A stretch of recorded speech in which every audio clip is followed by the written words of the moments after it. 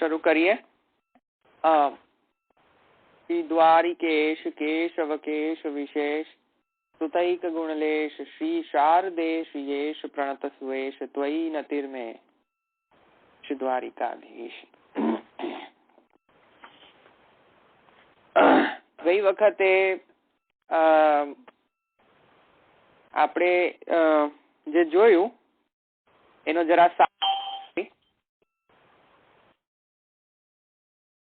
પુરુષોત્તમ જ ભક્તિને આધાર છે, ભક્તોને જ માત્ર આધીન છે. નિરપેક્ષ સરળ હૃદય વાળા ભક્તો. મંત્રાધીન દેવતા પુરુષોત્તમથી વિભિન્ન છે. બરાબર. પછી કર્મ માર્ગ અને ભક્તિ માર્ગ જુદા છે. એનું પ્રમાણ આપ્યું તો કયા કયા પ્રમાણ હતા?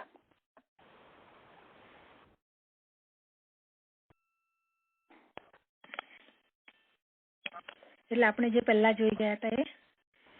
હા, એટલે ગઈકાલે જે ઘણા ખરા પ્રમાણ ગીતાજી માંથી જોયા, ઘણા ખરા શ્રીમદ ભાગવત માંથી જોયા, એવી રીતે કયા કયા પ્રમાણ આપણે જોયા હતા?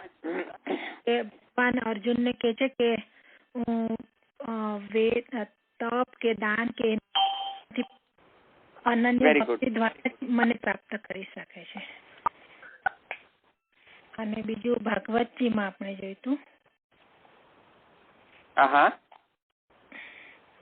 કે ઉદ્ધવજીને ભગવાન કે છે કે યોગ સાધન, સાંખ્ય, જ્ઞાન કે સ્વાધ્યાય કે તપ દ્વારા પણ મને પ્રાપ્ત કરવા માટે સમર્થ નથી, પણ મારી અનન્ય પ્રેમ ભરી ભક્તિથી જ મને પ્રાપ્ત થાય છે. બરાબર છે. એટલે ટૂંકમાં ગઈ વખતે એ જોયું, સાર બરાબર છે. અને તો કે જે ગઈ વખતે આપણે જે જોયું કે સર્વાવિશિષ્ટત્વ એટલે કે પુરુષોત્તમ એ સર્વા અવિશિષ્ટ નથી, એ વિશિષ્ટ છે. જીવ પ્રત્યે વર્ણ વિશિષ્ટ છે. વિશિષ્ટ વર્ણના લીધે વિશિષ્ટ માર્ગો ઉત્પન્ન થયા અને એ વિશિષ્ટ માર્ગો જુદા છે. અને એ માર્ગો જુદા હોવાના કારણે જીવનું વર્ણ પણ જુદું જ છે. અને તે જ માટે કર્મ માર્ગ અને ભક્તિ માર્ગ પણ જુદા જ માર્ગ છે. અને એ પર અગ્રેસર થવા વાળા જીવ પણ અનુગ્રહિત, એ જે વર્ણનો પ્રકાર જે છે એ વર્ણ પણ અલગ છે. એટલા માટે કર્મ માર્ગ અને ભક્તિ માર્ગને મિક્સ ન કરવું જોઈએ. અને આજ મત માટે આપણે શ્રી ગુસાઈજીએ ઘણા ખરા પ્રમાણો મૂક્યા. પ્રમાણો એ હતા કે યોગ સાધન, સાંખ્ય વગેરે થી દરેક સાધનથી હું અલભ્ય છું અને માત્ર એક ભક્તિથી જ હું પ્રાપ્ત થાઉં છું. એવી રીતે શ્રીમદ ગીતા, ભગવદ ગીતાજી, શ્રીમદ ભાગવત એ અનેકો પ્રમાણો આપીને શ્રી ગુસાઈજીએ આ સિદ્ધ કર્યું. શું સિદ્ધ કર્યું? કે ભક્તિ માર્ગ અને કર્મ માર્ગ જુદા માર્ગ છે. કર્મ માર્ગ થી પુરુષોત્તમ લભ્ય નથી. પુરુષોત્તમ તો માત્ર અને માત્ર ભક્ત માત્રાધીન જ છે, નહીં કે કોઈ સાધના, નહીં કે કોઈ કર્મ માર્ગ થી અધીન, કે નહીં કે કોઈ પૂજન માર્ગ થી અધીન, કે કોઈ નહીં કે કોઈ અર્ચન વિધિ થી અધીન. એટલે કે આ કોઈ પણ સાધનોથી અધીન નથી. અને એ શું સાધનોથી અધીન નથી? તો યોગ સાધન, સાંખ્ય વગેરે. તો તે આપણે જોયું ગઈકાલે. અને થોડા ઘણા પ્રમાણોમાં જ્ઞાતુમ દ્રષ્ટુમ ચ તત્વેન પ્રવેષ્ટુચ પરમ તપ એ શ્રીમદ ગીતા. ભક્ત્યા ત્વનન્યયા શક્ય હમ એવમ વિધો અર્જુન, એ પણ જોયો આપણે. શક્ય એવમ વિધો દ્રષ્ટુમ દ્રષ્ટવાનસી મામ યથા, એ વાળો શ્લોક પણ જોયો. તો એવી રીતે એ પોતે દ્રશ્યમાન કોનાથી થઈ જાય? દ્રશ્યમાન કોનાથી છે? પુરુષોત્તમ દ્રશ્યમાન કોનાથી છે? ભક્તથી. તો ભક્તથી જ પુરુષોત્તમ દ્રશ્યમાન છે. અને તે જ ગીતાજીમાં ગઈકાલે આપણે જોયું. એવી રીતે ઘણા ખરા પ્રમાણો આપીને હવે આગળ પૂર્વ પક્ષ એક નવો જ પૂર્વ પક્ષ કરી રહ્યો છે. એ નવો જ પૂર્વ પક્ષ એટલે કે નવો જ પૂર્વ પક્ષ નથી. આ એક પહેલેથી પ્રથમથી જ ચાલતો આવતો એ પૂર્વ પક્ષી પૂર્વ પક્ષીનો આ પૂર્વ પક્ષ છે અને એ પૂર્વ પક્ષી હજુ પણ હઠાગ્રહ છોડવા તૈયાર નથી અને એ હવે એક નવો જ પ્રમાણ મૂકી રહ્યો છે ગીતાજીમાંથી એનું મત સિદ્ધ કરવા માટે. એટલે કે ગીતાજીમાં એને એક એવો પ્રમાણ મળ્યો કે જેને એમ લાગી રહ્યું છે કે આ પ્રમાણથી એવું સિદ્ધ થાય છે કે પુરુષોત્તમ મંત્રાધીન છે અને સર્વ કાંઈ જે યજન અર્ચન જ્ઞાન કે ઉપાસના જે પણ કરવામાં આવે એ શ્રી કૃષ્ણ થી જ સંબંધિત છે, એટલે કે પુરુષોત્તમ થી જ સંબંધિત છે. એટલા માટે એ ફરી કહી રહ્યો છે કે ભગવાનને મંત્રાધીન કહેવો યોગ્ય જ છે. ભગવાનને મંત્રાધીન કહેવું યોગ્ય જ છે, નહીં કે ભક્ત માત્રાધીન. તો એ પૂર્વ પક્ષી અત્યારે આ જ મત ફરી બોલી રહ્યો છે અને આ મતને થોડું સ્પષ્ટ કરવા અને પ્રમાણ સહિત બોલવા માટે એક પ્રમાણ પણ આપી રહ્યો છે. એક નહીં પણ 2 પ્રમાણ આપી રહ્યો છે અને એ પ્રમાણ શ્રીમદ ગીતાજીમાંથી છે, શ્રીમદ ભગવદ ગીતાજીમાંથી છે. અને ગીતાજીનો આ પ્રમાણ આ છે કે યેऽપ્ય અન્ય દેવતા ભક્તા યજન્તે શ્રદ્ધયાન્વિતાઃ તેऽપી મામેવ કૌન્તેય યજન્ત્ય વિધિપૂર્વકમ. આ 9મો અધ્યાય 23મો શ્લોક. યો યો યામ યામ તનુમ ભક્તઃ શ્રદ્ધયાર્ચિતુમિચ્છતિ તસ્ય તસ્યાચલામ શ્રદ્ધામ તામેવ વિદધામ્યહમ. અને એ છે 7મ અધ્યાય 21મો શ્લોક, જો હું ખોટો ના હોઉં તો. અને વેદૈશ્ચ સર્વેરહમેવ વેદ્યઃ. ગીતાજીનો તો અહીં પ્રસ્તુત કરવામાં આવે છે કોના દ્વારા? પૂર્વ પક્ષી દ્વારા આ 3 પ્રમાણ પ્રસ્તુત કરવામાં આવ્યા છે. એ શ્રીમદ ગીતાજી ભગવદ ગીતાજીનો છે આ પ્રમાણ, આ 3 પ્રમાણ.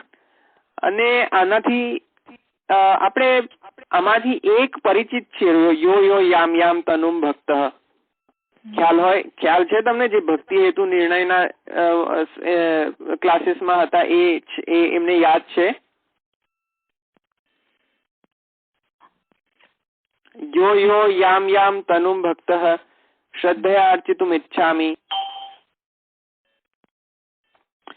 એનીવેઝ તો હવે મને લાગે છે કે ભક્તિ હેતુ નિર્ણય ઇવોપરેટ થઈ ગયું અને હવે ભક્તિ હંસ પણ ટૂંક સમયમાં જ્યારે ભક્તિ હંસ પણ પૂરો થશે તો એ પણ ઇવોપરેટ થઈ જશે. એનીવેઝ, યો યો યામ યામ તનુમ ભક્ત શ્રદ્ધાર્ચિતુ મિચ્છતિ તસ્ય તસ્યાચલામ શ્રદ્ધામ તામેવ વિદધામ્યહમ. આ જે અનેકો જે આ 3 પ્રમાણ જે છે એમાં યજન્ત્ય વિધિપૂર્વકમ આદિ, પછી શ્રદ્ધયાર્ચિતુમ ઇચ્છામિ, વૈદેશ્ચ સર્વેરહમેવ વેદ્યઃ.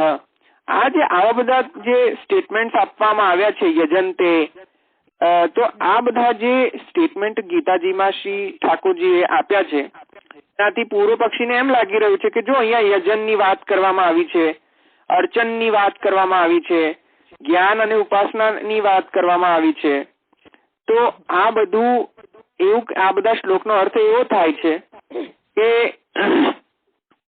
યજન્તે લખ્યું છે, યજન્ત્ય વિધિપૂર્વકમ લખેલું છે, શ્રદ્ધાયાર્ચિતુમ ઇચ્છામિ લખેલું છે, લખેલું છે, વૈદેશ્ચ લખેલું છે.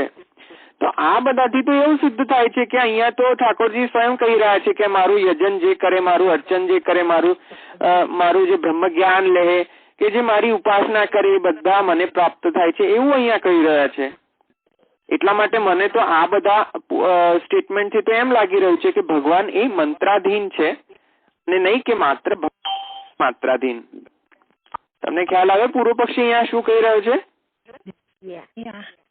એટલે અહીંયા આ જે યજન્ત્ય છે, વિધિપૂર્વકમ છે, શ્રદ્ધયાર્ચિતુમ ઇચ્છામિ છે, પછી સર્વેરહમેવ વેદ્યઃ, આ જે સર્વ કાંઈ સ્ટેટમેન્ટ જે છે એના પરથી આ પૂર્વ પક્ષીને એમ લાગી રહ્યું છે કે આ સર્વ કાંઈ યજન અર્ચન જ્ઞાન એવં ઉપાસના એ સર્વથી જ પુરુષોત્તમ પ્રાપ્ત થાય છે. એટલે કે પુરુષોત્તમને મંત્રાધીન કહેવું યોગ્ય જ છે, નહીં કે માત્ર ભક્ત માત્રાધીન. તો આ પૂર્વ પક્ષનો અત્યારે છે. તો એમ કહી રહ્યો છે કે જેમ મંત્રાદિનું જે પઠન જે છે, મંત્ર આદિ જે પઠન જે છે, મંત્રોનું જે પઠન છે, તો એ પઠન નું વિષય કોણ? મંત્રના જે મંત્રને પઠન પાઠન કરવામાં આવે છે તે મંત્રનું પઠન પાઠનના વિષય કોણ? તો અહીંયા પૂર્વ પક્ષ શું સમજી રહ્યો છે? પરબ્રહ્મ. તો અહીંયા એ જ ખોટી ધારણા બાંધી લીધી છે ને અહીંયા જ, કે પૂર્વ પક્ષને એમ લાગી રહ્યું છે કે ઉપાસના માર્ગીય મંત્રોના વિષય કોણ છે? પરબ્રહ્મ. એક ખોટી ધારણા છે એની, ભ્રાંત ધારણા છે પૂર્વ પક્ષીની, પણ એ અત્યારે એ બોલી રહ્યો છે તો આપણે સાંભળીશું હવે.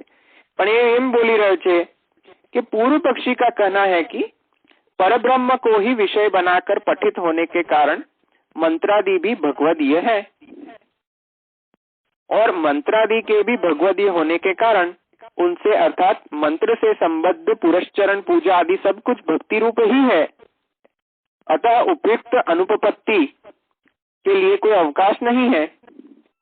એટલે કે અહીંયા એમ કહી રહ્યા છે કે તમે એમ કહો છો કે જે પુરુષોત્તમ જે છે એ તમે એટલે કે ગુસાઈજી, એટલે કે પૂર્વ પક્ષી ગુસાઈજીને એમ કહી રહ્યો છે કે ગુસાઈજી તમે આમ કહી રહ્યા છો કે પુરુષોત્તમ મંત્રાધીન નથી, તો હું એમ કહી રહ્યો છું કે મંત્રાદિનું જે જાપ પઠન પાઠન જે છે તો એને તો આપણે વિષય કોનો માનીએ છીએ? પરબ્રહ્મ.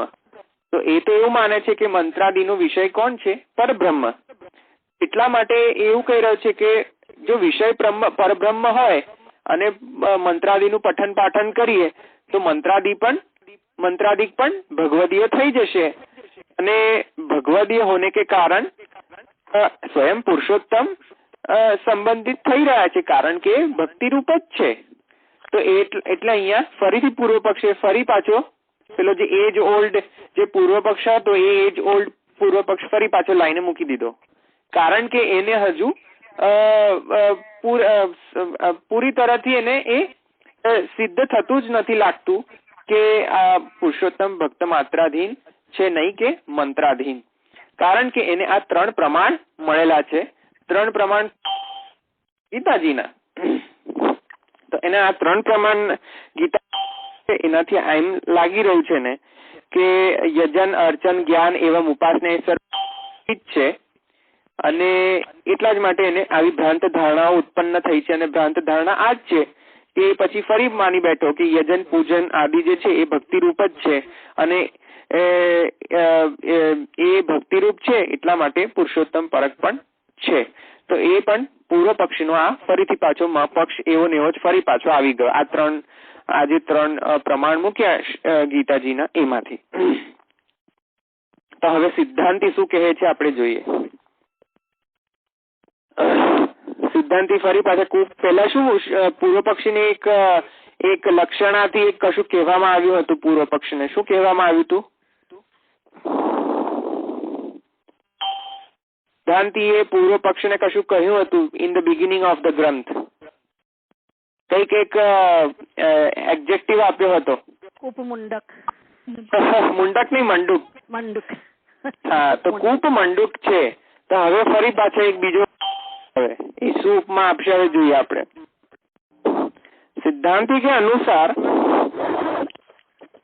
पूर्व पक्षी का यह कथन ऐसा है, खड़िया मिट्टी का पानी ही कुत्ते चक्र है. એટલે આ જે પૂર્વ પક્ષીનો જે પૂર્વ પક્ષ જે છે એ કેવો છે? ખડિયા મિટ્ટી કા પાણી ही कुत्ते के लिए चक्र है એવી રીતનો છે. એટલે કે જેમ જે કૂતરો હોય, હવે કૂતરાને પેલી જે ખડીયો માટીનો ખડીયો હોય એમાં પાણી ભરીને આપી દઈએ અને કૂતરો એવી રીતે ચાટતો હોય જાણે કે એને શ્રીખંડ ખાય છે કે મઠો ખાય છે. એવી રીતે અહીંયા પૂર્વ પક્ષીનો આજે પૂર્વ પક્ષી જે છે એ એવો જ છે. ખડિયા મિટ્ટી કા પાણી બરાબર હે, પાણી જ છે, એમાં કશું વિશેષ છે નહીં. એટલા માટે અહીંયા ગુસાઈજી શું કહી રહ્યા છે? ખડિયા મિટ્ટી કા પાણી ही कुत्ते के लिए મઠ્ઠા હોતા है. એટલે કે કૂતરાને શ્રેષ્ઠ આપો તો પણ ન લે, પણ ખરાબ આપે તો લે એમ. એટલા માટે કૂતરાને તો એમ જ છે કે હું તો શ્રેષ્ઠ વસ્તુ જ ખાઈ રહ્યો છું, ભલે ને હવે પાણી પીતો હોય તો પણ કૂતરાને તો પાણી પણ મઠ્ઠો બરાબર લાગે છે. તો એવી રીતે પૂર્વ પક્ષીને પણ ભલે ને ભક્તિ માર્ગ એક્ઝિસ્ટ થતો પણ એને નિષ્ઠા છે આવી બધી પૂજન અર્ચન જ્ઞાન એવં ઉપાસના માર્ગમાં. એટલા માટે એનું પણ કૂતરા જેવી જ હાલત છે. તો કૂતરા જેવી હાલત એ લક્ષણાથી કહેવામાં આવ્યું છે અને સીધો કૂતરો નથી કહેવામાં આવ્યો, કારણ કે અર્થ એવો નથી ને કૂતરો કેવો, પણ અર્થ એ છે કે જેમ કૂતરાની વૃત્તિ શું હોય એ પોતે જે ખાઈ રહ્યો છે એ જ શ્રેષ્ઠ છે, બસ એવી વૃત્તિ હોય. કારણ કે એ જે પી રહ્યો છે એને ખબર નથી કે આનાથી પણ શ્રેષ્ઠ છે વસ્તુ.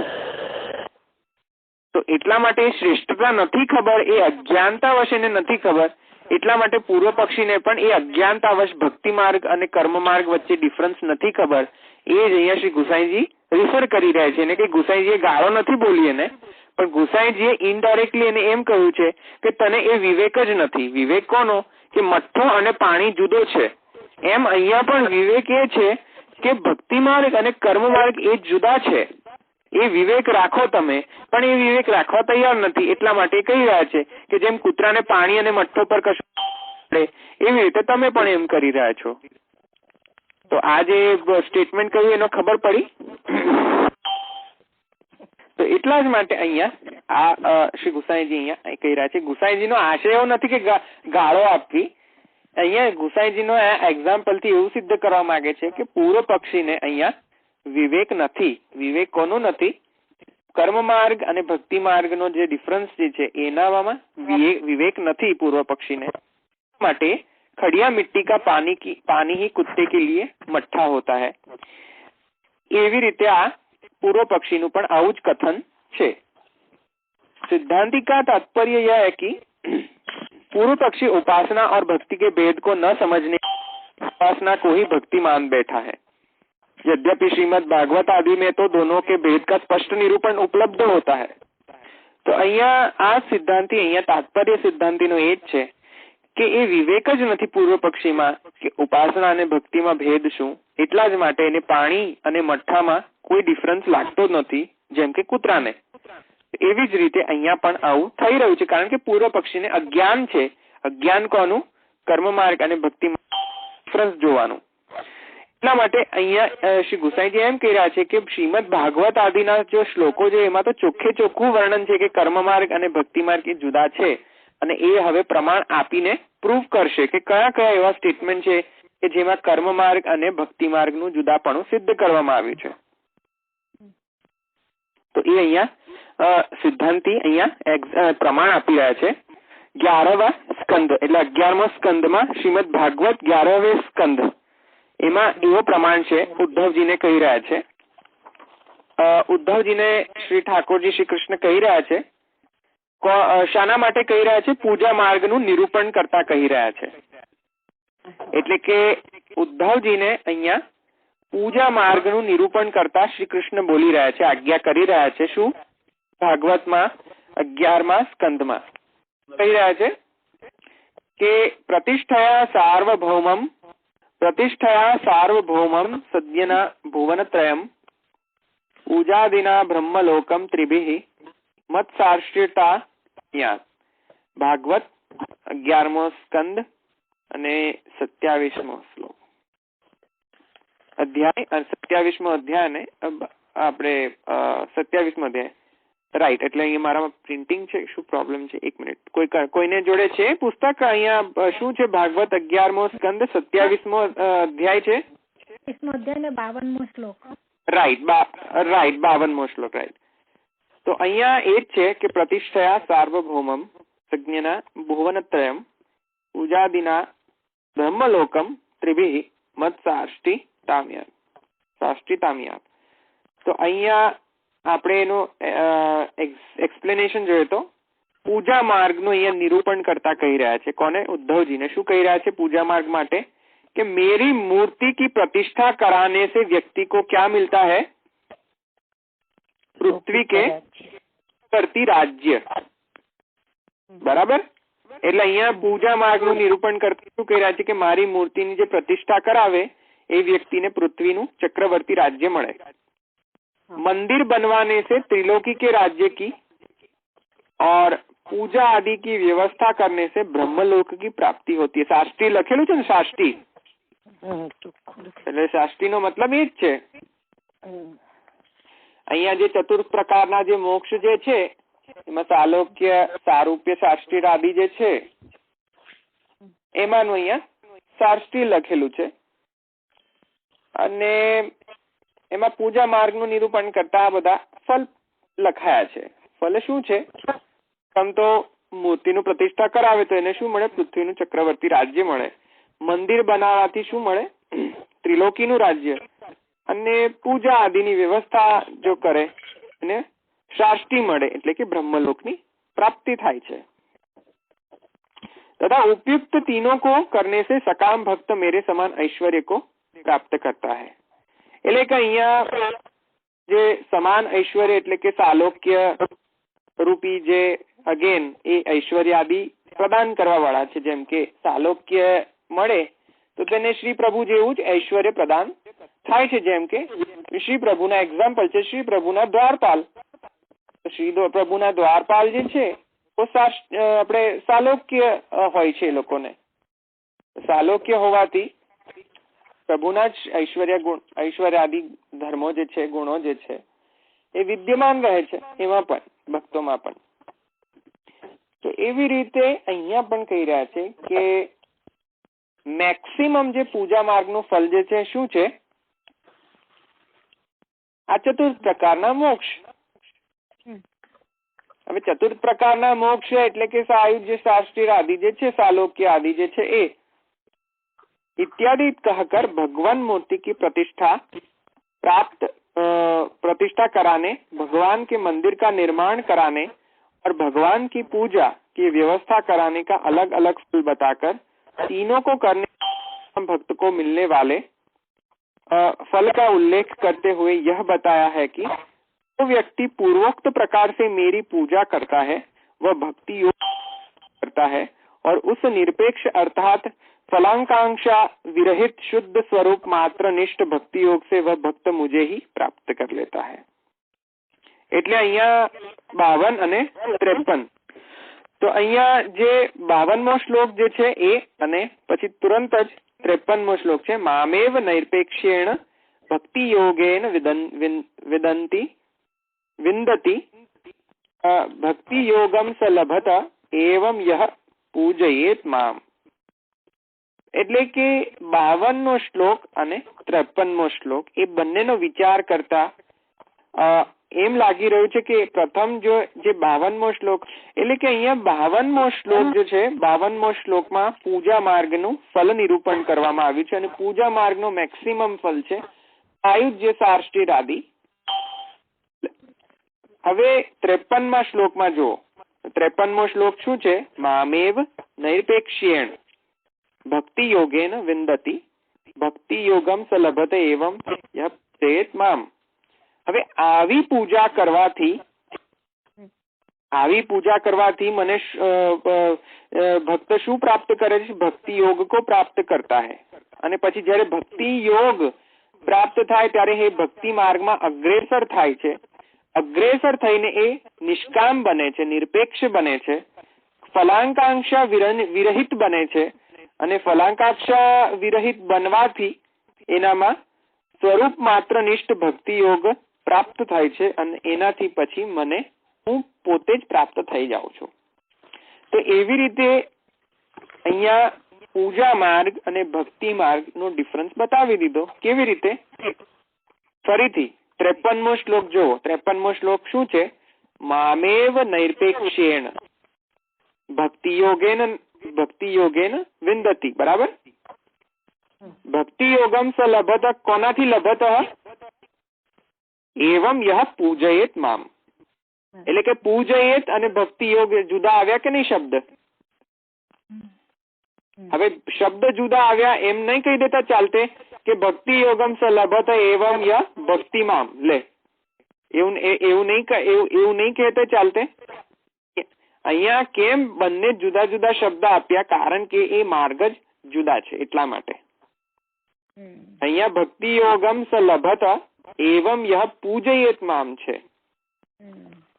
તો એટલા માટે અહીંયા પૂજા અને ભક્તિ જુદી જ વસ્તુ છે.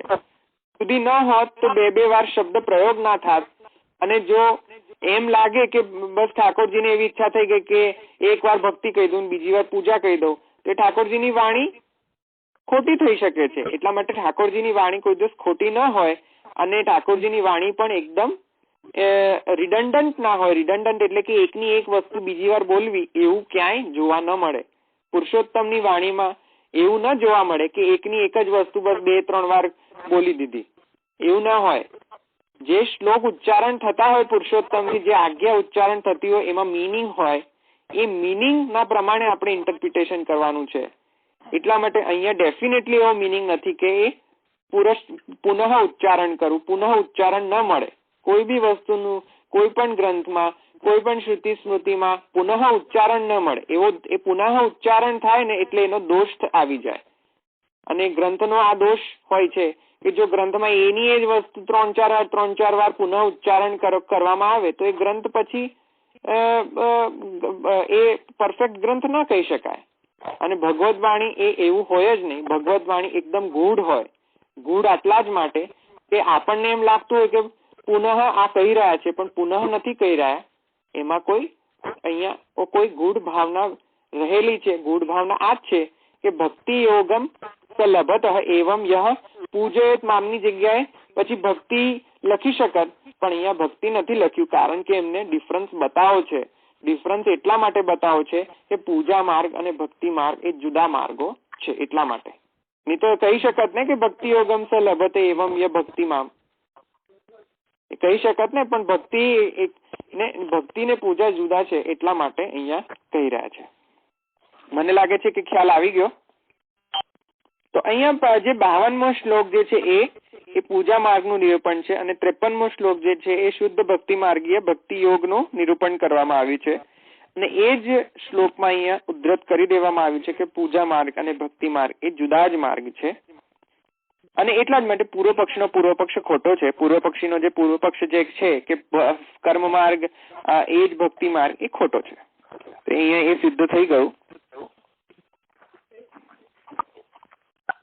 उपर्युक्त भगवत वाक्य के पूर्वार्ध में पूजा और भक्ति के भेद के अर्थोपात होने से संतुष्ट न होने वाले दुराग्रही पूर्व पक्ष. એટલે કે પૂર્વાર્ધ શું છે?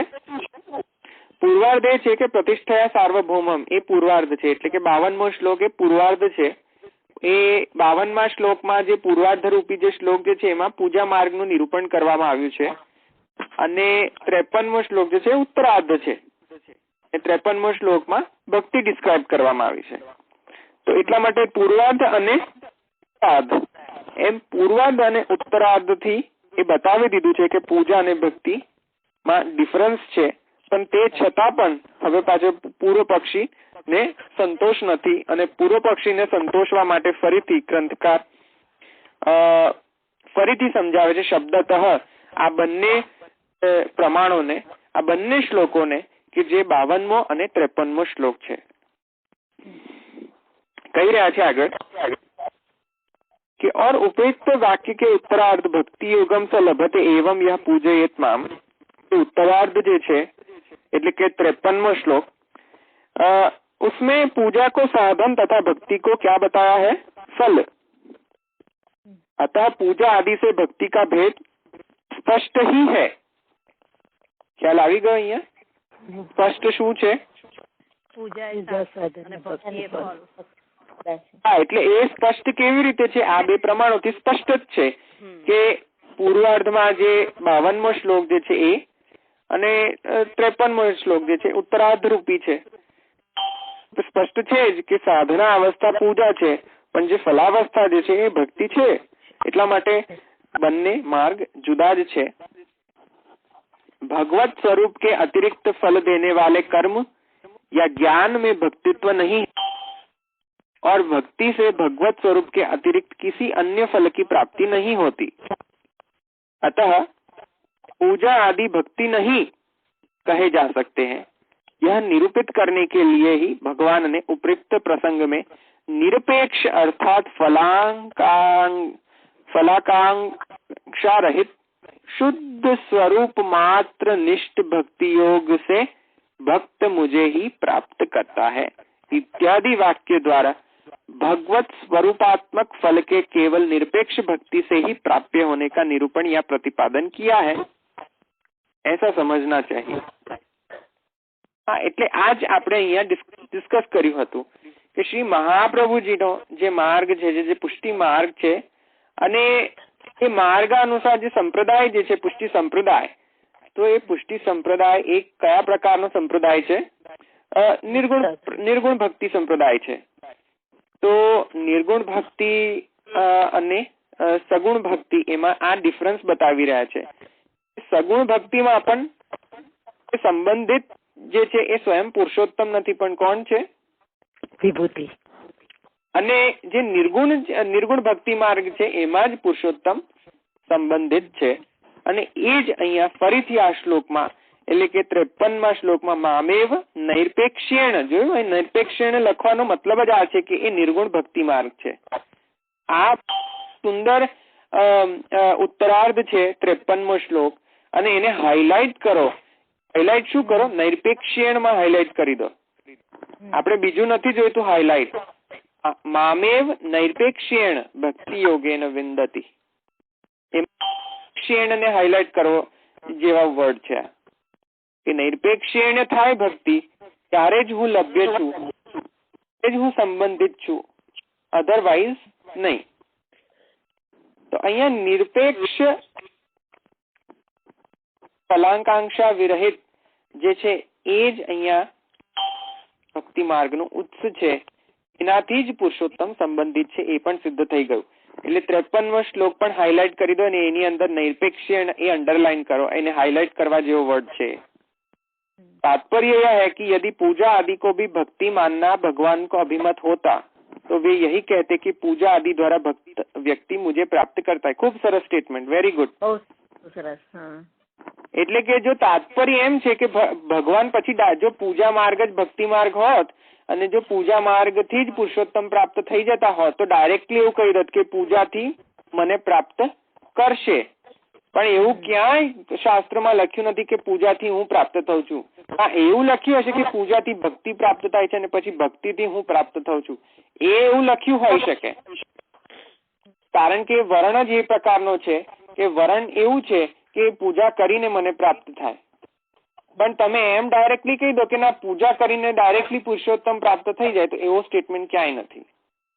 કારણ કે અહીંયા આપણે જોઈ લીધું, શું જોયું? 53મા શ્લોકમાં મામેવ નૈરપેક્ષેણ ભક્તિ યોગેન વિંદતિ ભક્તિ યોગમ સ લભતા એવમ યહ પૂજયેત મામ, એટલે કે પૂજયેત મામ થી શું પ્રાપ્ત થવાનું? ભક્તિ યોગ। અને પછી ભક્તિ યોગ થી હું પ્રાપ્ત થઉં છું, અને કેવા ભક્તિ યોગ થી? પણ સકામ ભક્તિ યોગ નહીં, હા, નૈરપેક્ષેણ। તો નૈરપેક્ષેણ સિદ્ધ ક્યારે થાય? એ કઈ પૂજા માર્ગ આદિ થી ન થાય। નૈરપેક્ષેણ તો શાનાથી થાય? નિર્ગુણ ભક્તિ। હા, પણ નિરપેક્ષ એ નિર્ગુણ ભક્તિ પણ થવા ક્યારે પામે? અનુગ્રહ।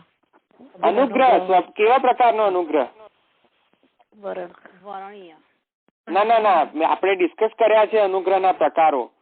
હવે જે ભક્તિ હેતુ નિર્ણયમાં હતા એમાં તો એમને ખબર હોવું જોઈએ કે કેટલા પ્રકારના અનુગ્રહ છે, રાઈટ? એટલે કે સ્વભાવપાતી અનુગ્રહ હોય તો જ એ નૈરપેક્ષેણ પ્રાપ્ત થવા પોસિબલ છે। બાકી બધા કેટલા બધા દુનિયામાં એટલા બધા જીવ છે, બ્રહ્માંડમાં એટલા બધા જીવ છે કે જે પૂજા કરી રહ્યા છે, તો પૂજા કરીએ તો શું સર્વને ભક્તિ નૈરપેક્ષેણ ભક્તિ યોગ પ્રાપ્ત થાય છે? નહીં। કોને નૈરપેક્ષેણ ભક્તિ યોગ પ્રાપ્ત થાય છે? સ્વભાવાનુપાતી અનુગ્રહ જેમાં હોય એવા જીવોને જ, એટલે કે જે નાયમાત્મા યમે વેશ વૃણુતે તેને લભ્યો, એટલે કે જે પુરુષોત્તમ સ્વયં કોઈ જીવનું વર્ણન કરે તો એવા જીવને જ નિરપેક્ષ ભક્તિ યોગ નું ફલ પ્રદાન કરે છે। એટલે અહીંયા પણ આ સિદ્ધ થઈ ગયું, અને સિદ્ધ એટલા માટે થયું કારણ કે અહીંયા કોઈ એવું સ્ટેટમેન્ટ નથી, તમે બતાવો કોઈ એવો સ્ટેટમેન્ટ કે જ્યાં એવું લખેલું હોય કે પૂજા માર્ગથી હું પ્રાપ્ત થઉં છું, એવું ક્યાંય નહીં મળે તમને। કે પૂજા માર્ગથી વ્યક્તિ મુझे પ્રાપ્ત કરતા, એવું ક્યાંય નહીં મળે. હા, ભક્તિ પ્રાપ્ત કરતા એ મળી શકશે, પણ એવું નહીં લખ્યું હોય કે પૂજાથી હું ડાયરેક્ટ પ્રાપ્ત થઈ જઉં છું. તો એ કેમ નથી લખ્યું? કારણ કે પૂજા માર્ગના અધિષ્ઠાત્રા દેવતા કોણ? વિભૂતિઓ છે. એટલા માટે. એટલે બધું ક્લિયર થઈ ગયું કે નહીં? એટલે નિરપેક્ષ ભક્તિ યોગ से ભક્ત मुझे ही प्राप्त करता है. હવે જયારે નિરપેક્ષ ભક્તિ યોગ થયો ત્યારે તો કોઈ વિભૂતિઓ સંબંધિત નથી થઈ રહી, પણ સ્વયં પુરુષોત્તમ संबंधित થઈ રહ્યા છે. इस प्रकार पूजा और भक्ति के स्वरूप में भेद सिद्ध हो जाने पर उपासना मार्गीय पूजा आदि के भक्ति न होने के कारण भगवान को पूजा आदि की विधि का साक्षात उद्देश्य नहीं कहा जा सकता. एब्सोल्युटली नहीं कहा जा सकता. बराबर છે. કારણ કે આપણે આટલા બધા પ્રમાણ જોઈ લીધા. પ્રમાણમાં પણ લખેલું છે ચોખ્ખું મામેવ નિરપેક્ષેણ. એટલા માટે सिद्धांति के पूजा और भक्ति के फल भिन्न भिन्न है, अतः उनके स्वरूप में भी भेद होना ही चाहिए. इसीलिए पूजा को भक्ति नहीं कहा जा सकता. इस कथन के विरोध में पूर्व पक्षी का कुछ कहना है. શું કહેવાનું છે कि फल भेद को स्वरूप भेद का आपादक नहीं माना जा सकता. पूजा और भक्ति के फलों के परस्पर भिन्न होने मात्र के आधार पर उनके परस्पर भिन्न होने का अनुमान करना ठीक नहीं, क्योंकि स्वयं भगवान श्री कृष्ण के वचन है. એટલે હવે શ્રી ગુસાઈજીએ શું સિદ્ધ કર્યું કે પૂજા અને ભક્તિ માર્ગનું ફલ ભિન્ન છે. એટલે કે પૂજા માર્ગનો ફલ શું છે? કોઈ વિભૂતિ છે, અને ભક્તિ માર્ગનું ફલ શું છે? સાક્ષાત પુરુષોત્તમ છે. તો અહીંયા સિદ્ધાંતિ એમ કહી રહ્યું છે કે ફલના ભેદને લીધે માર્ગ ભેદ થઈ રહ્યો છે. એમ પૂર્વ પક્ષને એમ લાગી રહ્યું છે. શું લાગી રહ્યું છે પૂર્વ પક્ષને? ગુસાઈજી એમ કહી રહ્યા છે કે ફલમાં ડિફરન્સ છે ને, એટલા માટે માર્ગમાં ડિફરન્સ છે. હજુ પણ હું જે બોલી રહ્યો છું એ ખ્યાલ આવી રહ્યો છે કોઈને? ફરીથી બોલું કે પૂર્વ પક્ષીને આ સિદ્ધાંતિના સ્ટેટમેન્ટથી એમ લાગી રહ્યું છે કે કોઈ બે વસ્તુનો ફલભેદ હોય તો જ એને માર્ગમાં ડિફરન્સ કહી શકાય. એટલે કે પૂજા અને ભક્તિના ફલમાં ડિફરન્સ છે, એટલા માટે પૂજા માર્ગ અને ભક્તિ માર્ગ ડિફરન્સ છે, એવું પૂર્વ પક્ષને લાગી રહ્યું છે. કે ગુસાઈજી ખાલી ફલભેદના લીધે માર્ગભેદ કહી રહ્યા છે, એમ કે પૂજા માર્ગનું ફલ જુદું છે અને ભક્તિ માર્ગનું ફલ જુદું છે, એટલા માટે શ્રી ગુસાઈજી એમ કહી રહ્યા છે કે પૂજા માર્ગ જુદો અને ભક્તિ માર્ગ જુદો. એને હજુ પણ સમજણ નથી પડી રહી કે ગુસાઈજી માત્ર ફલભેદને લીધે માર્ગભેદ નથી કહી રહ્યા. અહીંયા સાક્ષાત પુરુષોત્તમ કહી રહ્યા છે કે ફલ માર્ગભેદ તો છે જ, કારણ કે નાયમાત્મા પ્રવચન લભ્યો છે. આ ભાગવતનો શ્લોક છે મામેવ નિરપેક્ષેણ. તો આ બધું એને હજુ પણ જણાતું નથી ને હજુ પણ પાછો દ્રઢાગ્રહ શું કરી રહ્યો છે કે કોઈ પણ બે વસ્તુના ફલભેદને લીધે માર્ગભેદ ન સિદ્ધ કરી શકાય, એમ પૂર્વ પક્ષી કહી રહ્યો છે. પૂર્વ પક્ષીનો કથન ખબર પડી? હજુ પણ ના ખબર પડી હોય તો કહો, કારણ કે હવે આ પૂર્વ પક્ષીના અનુસંધાનમાં હવે જવાબ આવશે, એટલા માટે કહી રહ્યો છે. કોઈ બે વસ્તુ હોય અને બંને રોડ હોય, સપોઝ તો બે રોડ હોય અને આપણે એમ કહીએ કે ભાઈ અમદાવાદ જે છે એ આ રસ્તેથી પણ અવાય ને પેલા રસ્તેથી પણ અવાય. એમ અહીંયા પણ પૂર્વ પક્ષીને એમ લાગી રહ્યું છે કે ગુસાઈજી માત્ર ફલભેદને લીધે માર્ગભેદ કહી રહ્યા છે. એટલે કે અહીંયા જે રસ્તા જે છે એ જુદા છે, એ કેવી રીતે સિદ્ધ કરી રહ્યા છે કે એના ડેસ્ટિનેશન પર સિદ્ધ કરી રહ્યા છે, પણ એવું જરૂરી નથી. કારણ કે અહીંયા એ પૂર્વ પક્ષી અહીંયા એ કહી રહ્યા છે કે ફલભેદના લીધે માર્ગભેદ ના કહી શકાય, પણ પૂર્વ પક્ષીને ખબર જ નથી કે ગુસાઈજી માત્ર ફલભેદને નથી અહીંયા રિફર કરી રહ્યા, પણ એ ઘણી બધી વસ્તુઓનું રિફર કરીને માર્ગભેદ પ્રતિપાદિત કરી રહ્યા છે. હજુ પણ ખ્યાલ આવે છે હું શું કહી રહ્યો છું? ફલભેદને લીધે માર્ગભેદ બતાવ્યો એમ પૂર્વ પક્ષી કહી રહ્યો છે. કારણ કે પૂર્વ પક્ષીને શું સિદ્ધ કરવું છે કે પૂજા માર્ગ ઇક્વલ્સ ટુ ભક્તિ માર્ગ, પણ ગુસાઈજી એમ કહે છે કે ના, પૂજા માર્ગ ઇઝ નોટ ઇક્વલ ટુ ભક્તિ માર્ગ, બીકોઝ પૂર્વ પક્ષીને એમ લાગી રહ્યું છે કે બીકોઝ ધેર ફલ ઇઝ ડિફરન્ટ, પણ એવું છે નહીં. ગુસાઈજીને એવું અભિપ્રેત નથી. ગુસાઈજીને તો ઘણા બધા પોઈન્ટ થી સિદ્ધ કર્યું છે કે માર્ગ ભેદ છે એમ નહીં. નોટ ઓનલી બીકોઝ ઓફ ફલ ભેદ, with respect to so many perspective, marg are different. કર્મ માર્ગ is different than ભક્તિ માર્ગ. એટલે પૂર્વ પક્ષીને એવો ભ્રાંત ધારણા થઈ ગઈ કે હવે ગુસાઈજીએ ખાલી ફલ ભેદના લીધે માર્ગ ભેદ બતાવી દીધો. તો પૂર્વ પક્ષી એમ ફરી પાછો પૂર્વ પક્ષ કરી રહ્યો છે કે એવું ન ચાલે કે તમે માત્ર ફલના ડિફરન્સને લઈને તમે માર્ગનો ડિફરન્સ કહી દો એમ. તો એ ન ચાલે, કારણ કે એક હવે પાછો પૂર્વ પક્ષી એક ઉપસ્થિત કરી રહ્યો છે. પ્રમાણે શું છે? સર્વ મત ભક્તિ યોગેન મત ભક્તો લભતે જસા સ્વર્ગાપવર્ગ પદ્વામ કથંચિદ્યદિ વાંચતે. ભાગવત 11મો સ્કંદ 20મો अध्याय 33મો श्लोक. इत्यादि वाक्यों में भक्ति के अनन्य फलों का भी उल्लेख है. इस प्रकार एक ही भक्ति के परस्पर भिन्न फल हो सकते हैं, उसी प्रकार पूजा और भक्ति के भी फल परस्पर भिन्न हो सकते हैं, किंतु इतने से ही उनके स्वरूपतः भिन्न होने की सिद्धि नहीं की जा सकती.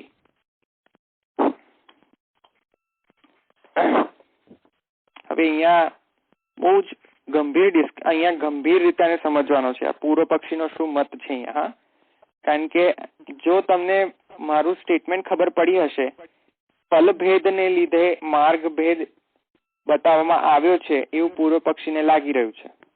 જો આ સ્ટેટમેન્ટ ખબર પડી હશે, આ પ્રમાણ ખબર પડશે, અને આ પ્રમાણ ખબર પડશે તો આગળનો ગ્રંથ ખબર પડશે. તો કોઈને ખબર ના પડી હોય અત્યારે તો ડેફિનેટલી વિધાઉટ એની હેઝિટેશન કહી શકે છે.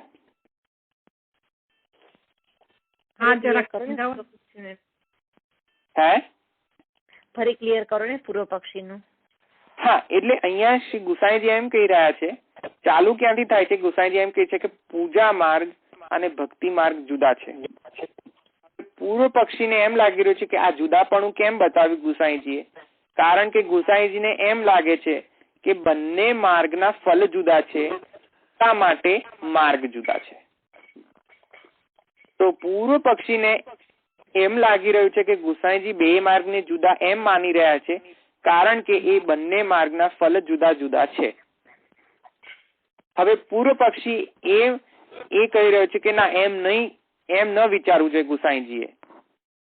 ગુસાઈજીએ એ માર્ગ ભેદ એવી રીતે સિદ્ધ ન કરવો જોઈએ ફલ ભેદથી.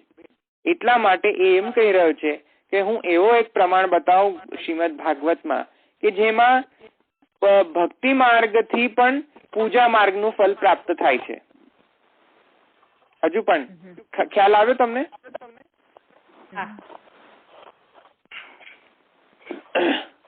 એમ કહો કે પૂજા માર્ગથી સ્વર્ગની પ્રાપ્તિ થાય, અને ફરી પાછું એવું કંઈક બીજું સ્ટેટમેન્ટ આવે કે ભક્તિ માર્ગથી પણ ફલની પ્રાપ્તિ થાય, તો પછી હવે શું ગુસાઈજી એમ માનું કે બંને માર્ગ એક જ?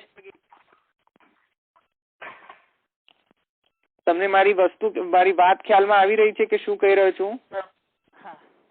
રાઈટ.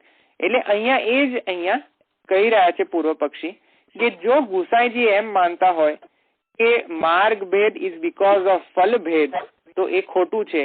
ખોટું એટલા માટે છે કારણ કે એક એવો પ્રમાણ છે કે જેમાં ભક્તિથી સ્વર્ગની પ્રાપ્તિ થાય એમ બતાવવામાં આવ્યું છે. શું લખ્યું છે? સ્વર્ગાપવર્ગ મદ્યામ કથશ્ચિત્યદિ વાંછતિ. એ પણ ઈચ્છો એ ભક્તિ યોગથી લભતે છે એમ અહીંયા પેલું છે ભાગવતમાં. તો હવે ભક્તિ હેતુ નિર્ણયના સ્ટુડન્ટ, તમે મને આ પ્રશ્નનો ઉત્તર આપો કે આપણે આ સેમ પોઈન્ટ ભક્તિ હેતુ નિર્ણયમાં જોઈ ગયા છે. તો હવે મને તમે એમ કહો કે આ જે સ્ટેટમેન્ટ પૂર્વ પક્ષીએ કહ્યો, સ્ટેટમેન્ટ શું કહ્યો કે અહીંયા મને એમ દેખાઈ રહ્યું છે કે ભક્તિથી પણ સ્વર્ગની પ્રાપ્તિ છે અને પૂજા માર્ગથી પણ સ્વર્ગની પ્રાપ્તિ છે, તો પછી બે માર્ગોનું સેમ ફલ થાય તો માર્ગ જુદા કેવી રીતે કહી શકાય? તો હવે તમે એનું નિરસન કરો. ચાલો આ પૂર્વ પક્ષીનું. પૂર્વ પક્ષનો પક્ષ એમ છે કે બંને વસ્તુથી એટલે કે બંને માર્ગથી એટલે કે પૂજા માર્ગથી અને ભક્તિ માર્ગથી આ સ્વર્ગની પ્રાપ્તિ થાય છે. તો હવે કેવી રીતે માર્ગ ડિફરન્ટ હોઈ શકે? એ શ્રી ગુસાઈજીને પૂછી રહ્યો છે કે કેવી રીતે હવે તમે એમ સિદ્ધ કરો છો કે બે માર્ગ જુદા છે? કારણ કે મને તો અહીંયા પ્રમાણમાં તો એવું દેખાઈ રહ્યું છે કે બંને માર્ગનું ફળ સેમ છે. તમે એમ કેવી રીતે કહી શકો છો કે બંને માર્ગ જુદા છે? હવે ચાલો હવે તમે આનું નિરસન કરો. આપણે ભક્તિ હેતુ નિર્ણયમાં જોઈ ગયા છે આનું નિરસન.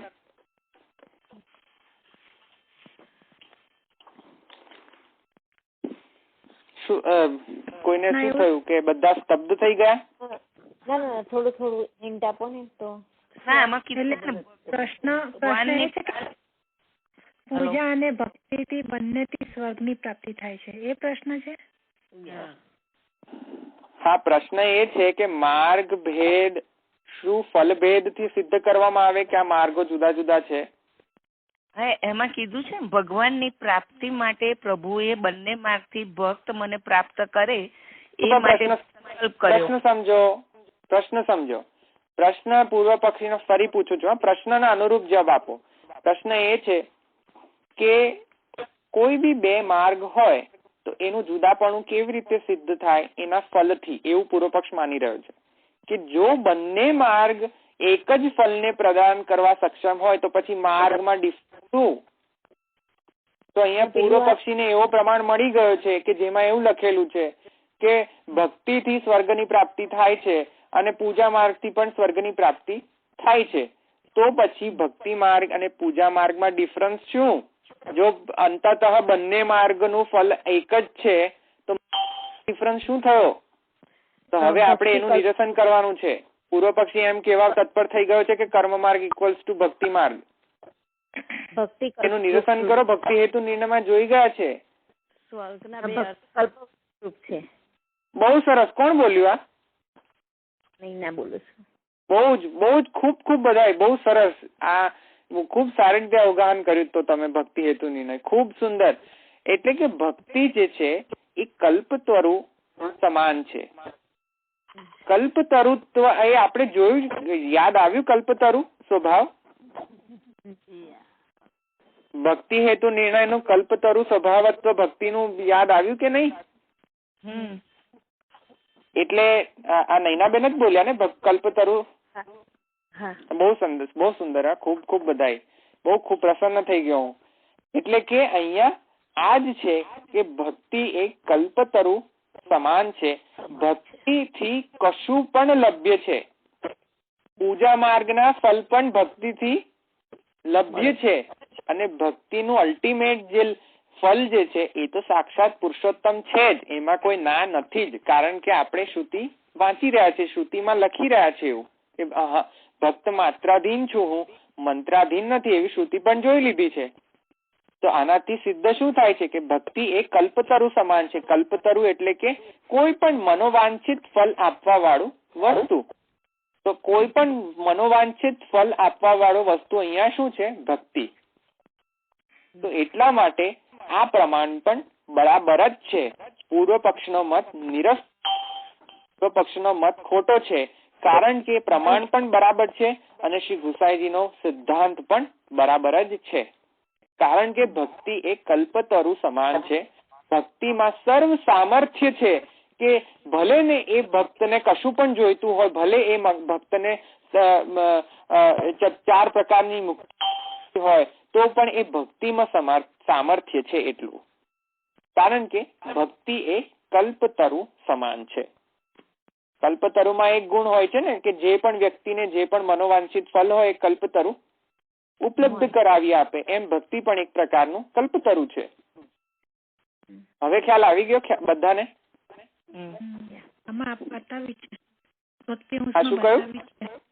ભક્તિ પુસ્તકમાં બતાવ્યું છે કે ભક્તિ એ કલ્પતરુ કે સમાન હે. એટલે શેમાં? ભક્તિ હેતુ નિર્ણયમાં જ ને? ના, ભક્તિ પુસ્તક છે ને એમાં બતાવ્યું છે. એમાં તો એટલે આ તો હજુ તો હું ત્યાં સુધી આવ્યો જ નથી કારણ કે મારે તમારા જોડેથી બોલાવડાવવું હતું એટલા માટે. નહીં તો મને વાંચતા તો આવડતું જ હતું કે આગળ એ જ લખેલું છે ભક્તિ હંસમાં, પણ મારે કેવું જ નતું તમને કારણ કે એ ઓલરેડી આવી ગયેલું છે અને તમને ખબર હોવી જોઈતી હતી એમ. એટલે થોડું થોડું હેલ્પ શ્રી ગુસાઈજીને કરી શકો ને તમે. ગુસાઈજીને આટલું બધું બોલવાની જરૂર ન પડે ને એટલા માટે. તો ગુસાઈજીને આટલો બધો શ્રમ ન પડે કે શ્રી ગુસાઈજીના આપણે સ્ટેટમેન્ટ અને શ્રી ગુસાઈજીએ સાક્ષાત આવીને પછી કહેવું પડે કે નહીં હવે કલ્પતરુ સમાન છે એટલા માટે તમે જ બોલી નાખો તો સારું. બરાબર છે. એટલા માટે અહીંયા આપણે ખૂબ મોટો ટોપિક એક જ ક્ષણે જોઈ લીધો, પણ છેલ્લે પછી સ્ટેટમેન્ટ એ જ છે, 1-2 પેજ પછી છેલ્લો સ્ટેટમેન્ટ શ્રી ગુસાઈજીનો એ જ છે કે ભક્તિ એ સ્વભાવ જેવો છે. ખ્યાલ આવી ગયો? એટલે આપણે છતાં પણ આપણે ફોર્મલી તો આને જઈશું જ કાલે કે ફોર્મલી કેવી રીતે સિદ્ધ થઈ રહ્યો છે કે ભક્તિ એ કલ્પતરુ સ્વભાવ છે. પણ આપણે એક વખત તો આપણે જોઈ જ લીધો છે ભક્તિ હેતુ નિર્ણયમાં કે ભક્તિ એ કલ્પતરુ સ્વભાવ છે. એ કયા પૂર્વ પક્ષના મતમાં હતો? એ કોઈને યાદ છે? એટલું મુચુકુંડનું એનું હતું ને કે માર્ગ એમ કે મોક્ષની ઈચ્છા કરે તેને મોક્ષ આપે, અને પુરુષ માર્ગ એમ કે સ્વરૂપાનંદની પ્રાપ્તિ માંગે તો તેને એ મળે. ભક્તિ સામર્થ્યવાન છે, એના પરથી ખાસ આવ્યું હતું. રાઈટ, બહુ સરસ, બહુ સરસ. એટલે આ યાદ છે બધું, ખૂબ સરસ. એટલે આ જ વસ્તુ અહીંયા પણ સેમ આવી રહી છે. એટલે કે ભક્તિ હેતુ નિર્ણયનું ઘણું ખરું સામ્ય અહીંયા છે એમ. એટલે અહીંયા આપણે આ જોઈ લીધું. શું જોયું કે ફલભેદ ને લીધે માર્ગભેદ નથી બતાવવામાં આવ્યો. માર્ગભેદ એ ભેદ એટલા માટે છે કારણ કે એ અંતતઃ એ ભેદ જ છે. એ તમે લો ફલભેદ કે લો તમે શ્રી પ્રભુનું વરણ ભેદ, જે પણ કહો, પણ માર્ગ is not only different because of ફલભેદ, it is different because of so many parameters, not only ફલભેદ. એ સિદ્ધ કરી રહ્યા છે શ્રી ગુસાઈજી કે તમે એમ ના માનો કે માર્ગ ભેદ એ ખાલી it is because of the ફલ ભેદ. એવું નથી, માત્ર એટલું નથી. એ તો ઇન્ફાઇનાઇટ પેરામીટર્સ છે કે જેનાથી માર્ગ ભેદ થઈ રહ્યા છે, માર્ગમાં ડિફરન્સ આવી રહ્યો છે. તો એટલા જ માટે અહીંયા આપણે જોયું અને છેલ્લે આપણે એ સિદ્ધ થયું કે ભક્તિ એ કલ્પતરુ સ્વભાવ છે. એના પ્રમાણો જોઈશું આપણે. ભક્તિ હેતુ નિર્ણયમાં પણ આપ્યો છે પ્રમાણ, તો એ કાલે તમે રિવાઇઝ કરીને આવજો તો એ પ્રમાણ પણ જોવા મળશે, સેમ પ્રમાણ અહીંયા પણ. તો અહીંયા કલ્પતરુ સ્વભાવ એ ભક્તિનો છે. એટલા માટે ભક્તિ કોઈ પણ પ્રકારનું ફલ આપી શકે છે, જે પૂજા માર્ગ પણ આપવા સમર્થ છે. કોઈ પણ માર્ગનું ફલ આપવા ભક્તિ સમર્થ છે. ભક્તિની ઉત્કર્ષતા જ આ છે, ઉત્કર્ષ જ આ છે, શ્રેષ્ઠતા છે ભક્તિની, કે ભક્તિ કલ્પતરુ સ્વભાવ જેવું છે. તો અહીંયા આપણે રાખીએ. કોઈને પ્રશ્ન હોય તો 5 મિનિટ છે, તો પ્રશ્ન હોય તે કરે.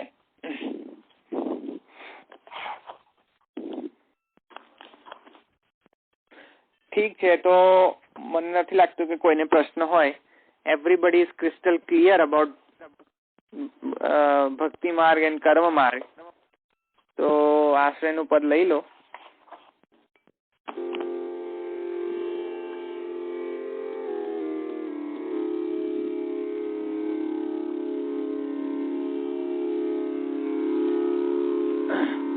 આજ બન બેનું બજાવત શ્યામ, આજ બન બેનું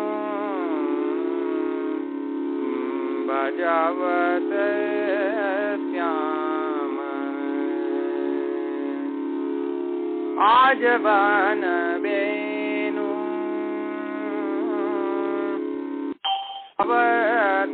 શ્યામ, આજ બન બેનું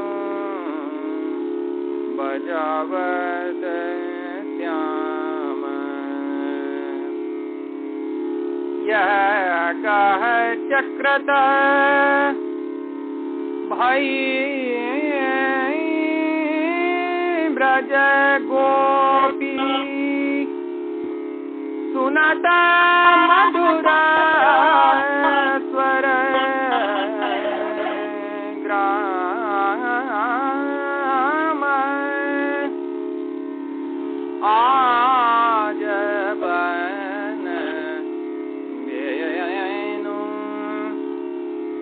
जावत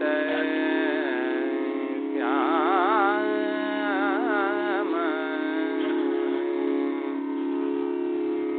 को जानार करत को बैठी कोठाड़ी है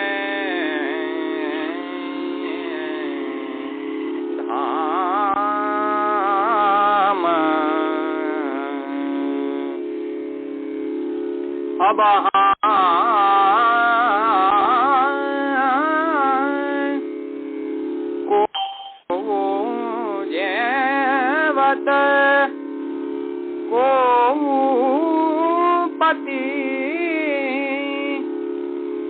को पति जिमावत को श्रृंगार में बाम आज बान बेनु बजावत श्याम मानो चित्र की सी लिख काढ़ी सुनता परस्पर नाम अब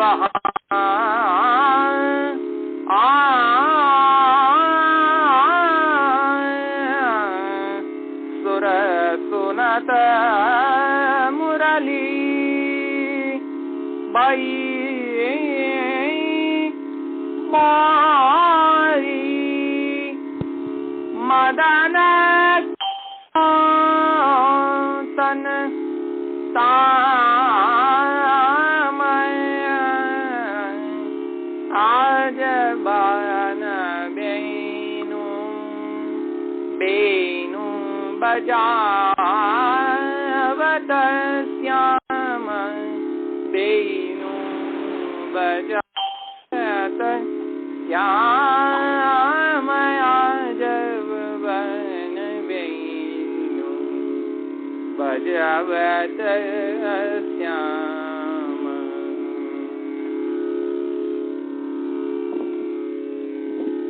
दृढ़यिन चरणन के रो भरोसो दृढ़यिन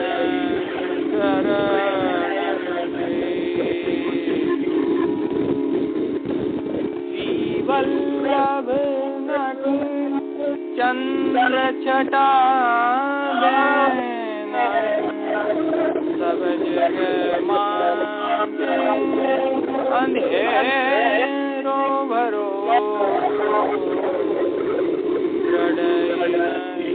शरण केरो साधन और नहीं आकली में जा तो हो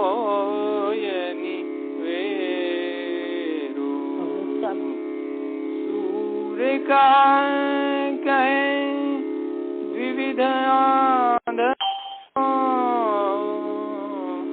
बिना मूल को चेरो भरोसो दृढ़ चरणन केरो दृढ़ चरणन केरो भरोसो दृढ़ चरणन केरो शिवल्लभाधीश की द्वारिका गुरुदेव यमने महारानी सर्वे वैष्णव ने जय श्री कृष्ण। श्री कृष्ण।